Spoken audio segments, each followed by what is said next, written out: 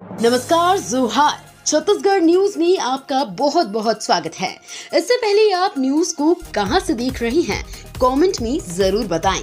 साथ ही चैनल को सब्सक्राइब करना बिल्कुल ना भूलें। छत्तीसगढ़ में जमीनों के पंजीयन में अब ऑनलाइन पेमेंट की भी सुविधा।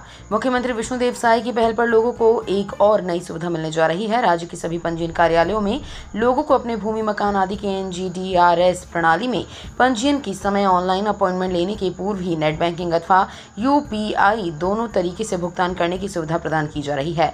वित्त एवं वाणिज्य कर मंत्री OP चौधरी के निर्देश पर महानिरीक्षक पंजीयन एवं अधीक्षक मुद्रांक द्वारा लोगों की सहूलियत को ध्यान में रखते हुए पंजीयन विभाग द्वारा ऑनलाइन शुल्क भुगतान की सुविधा को NGDRS प्रणाली में जुलाई 2024 से लाइव किया गया है। अब छत्तीसगढ़ के हर घर में लगेगा स्मार्ट बिजली मीटर। प्रीपेड मोबाइल की तरह होगा रिचार्ज।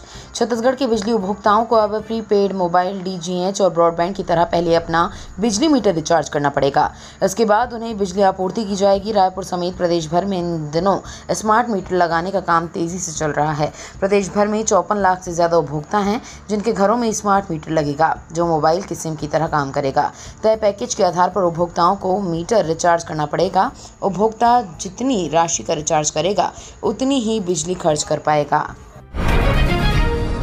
केंद्रीय वित्त आयोग आज से छत्तीसगढ़ दौरे पर। केंद्रीय वित्त आयोग 10 जिले से छत्तीसगढ़ दौरे पर रहेंगे। इसमें 12 सदस्यीय की दल होगी। दौरे के दौरान राज्य की वित्तीय आवश्यकताओं और आर्थिक प्रगति सहित अनेक मुद्दों पर विचार विमर्श होगा।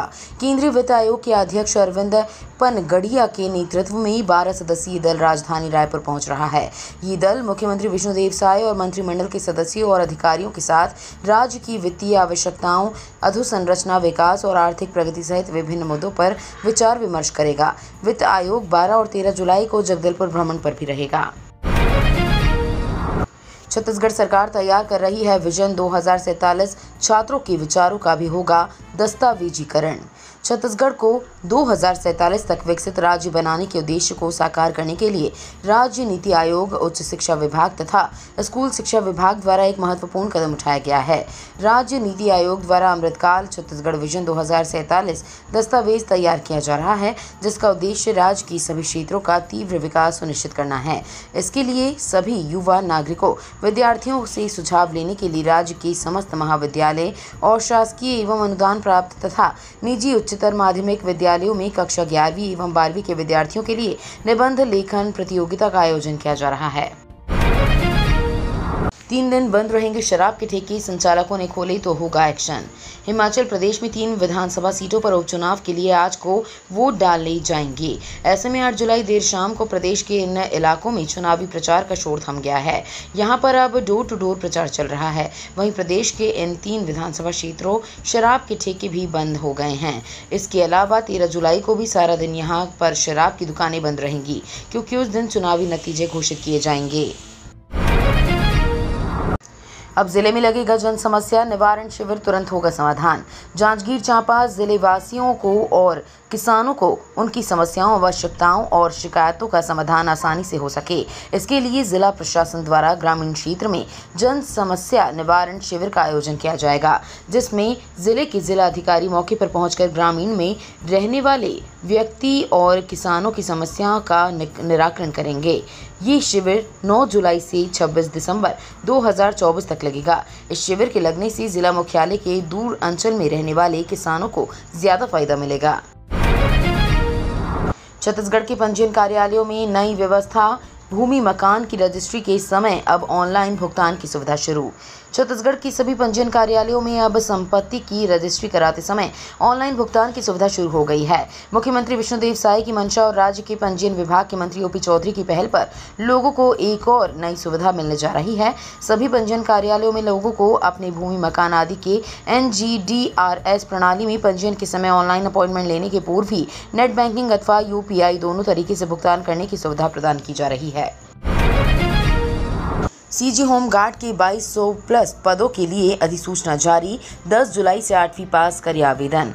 छत्तीसगढ़ अग्निशमन और आपातकालीन सेवा विभाग सीजी होमगार्ड के पदों पर भर्ती के लिए जल्द ही आवेदन प्रक्रिया शुरू करने वाला है। इस भर्ती अभियान के माध्यम से नगर सैनिक के पदों को भरा जाएगा। इच्छुक और योग्य उम्मीदवार इन पदों के लिए 10 जुलाई 2024 से आधिकारिक वेबसाइट firenog.cg.gov.in के माध्यम से आवेदन कर सकेंगे। आवेदन करने की अंतिम तिथि 10 अगस्त 2024 है। इस भर्ती अभियान का लक्ष्य नगर सैनिक कुल 2215 पदों को भरना है, जिसमें से 500 होमगार्ड के लिए हैं और महिला उम्मीदवारों के लिए 1715 रिक्तियां हैं। स्कूल जतन योजना में भ्रष्टाचार की होगी जांच। छत्तीसगढ़ के 30,000 स्कूलों की मरम्मत के लिए जारी हुए थे 2,000 करोड़ रुपए।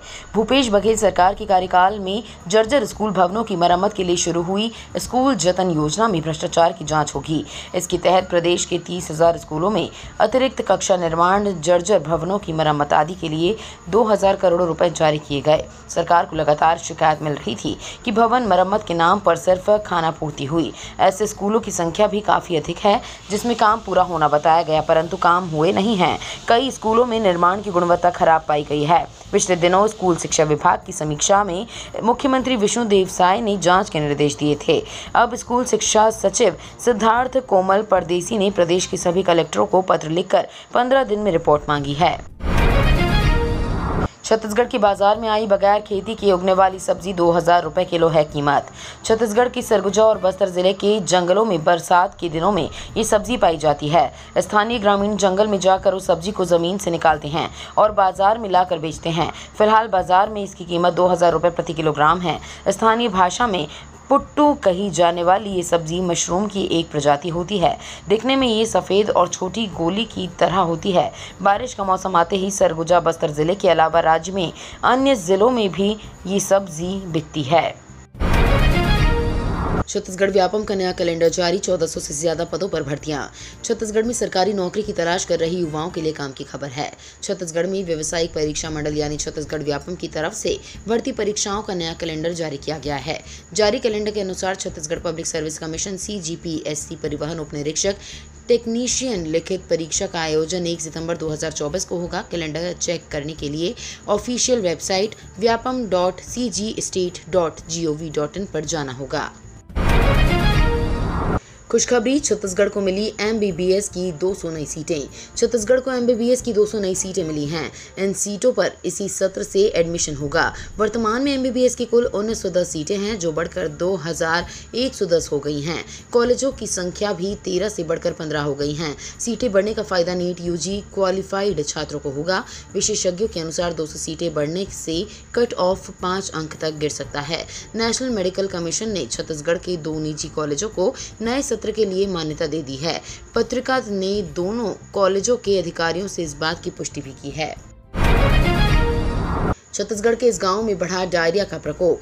छत्तीसगढ़ के बिलासपुर जिले में डायरिया के मरीज बढ़ रहे हैं। बरसात के मौसम में गंदगी से होने वाली मौसमी बीमारी डायरिया से बचने सावधानी अत्यंत जरूरी है। स्वास्थ्य विभाग की माने तो रायगढ़ में डायरिया के प्रकोप से बचने पूरी एहतियात बरती जा रही है। रायगढ़ जिले के पड़ोसी जिला बिलासपुर में डायरिया के मरीज बढ़ रहे हैं। मुख्य रूप से गंदगी से होने वाली इस मौसमी बीमारी डायरिया से बचने साफ सफाई बेहद जरूरी है। रायगढ़ जिले में स्वास्थ्य विभाग ने डायरिया से बचने जागरूकता अभियान चलाया है। युवाओं के लिए सुनहरा मौका, रोजगार के लिए मिलेगी निःशुल्क 90 दिनों की ट्रेनिंग। जिले के युवाओं के लिए रोजगार हेतु समय समय पर जिला कौशल विकास के तहत रोजगार मेले और करियर काउंसलिंग का आयोजन किया जाता है। प्रधानमंत्री कौशल विकास योजना के अंतर्गत लाइवलीहुड कॉलेज जशपुर में युवाओं को निःशुल्क प्रशिक्षण हेतु नया बैच शुरू होने वाला है। ये उन युवाओं के लिए बेहतरीन मौका है जो असिस्टेंट इलेक्ट्रीशियन का कोर्स कर इसमें रोजगार हासिल करना चाहते हैं। इसके लिए आवेदन शुरू हो गए हैं और युवाओं को पंजीकरण के बाद उन्हें प्रशिक्षण देकर उन्हें रोजगार दिया जाएगा। RBI ने कहा भारत में एक साल में 4.64 करोड़ लोगों को मिला रोजगार। RBI की ओर से जारी की नौकरी के डेटा में एक साल में 6% रोजगार वृद्धि होने का दावा किया गया है। डेटा के अनुसार उद्योग स्तर पर उत्पादकता को मापने वाले आंकड़ों से पता चलता है कि वित्त वर्ष 2023 से 24 में देश में कार्यबल लगभग 4.67 करोड़ बढ़कर 64.33 करोड़ हो गया, जबकि पिछले वित्त वर्ष 2022 से 23 में ये 59.67 करोड़ ही था। ये तो थी आज की बड़ी खबरें। अगर आपको न्यूज पसंद आई हो तो वीडियो को लाइक और शेयर करना बिल्कुल ना भूलें। धन्यवाद।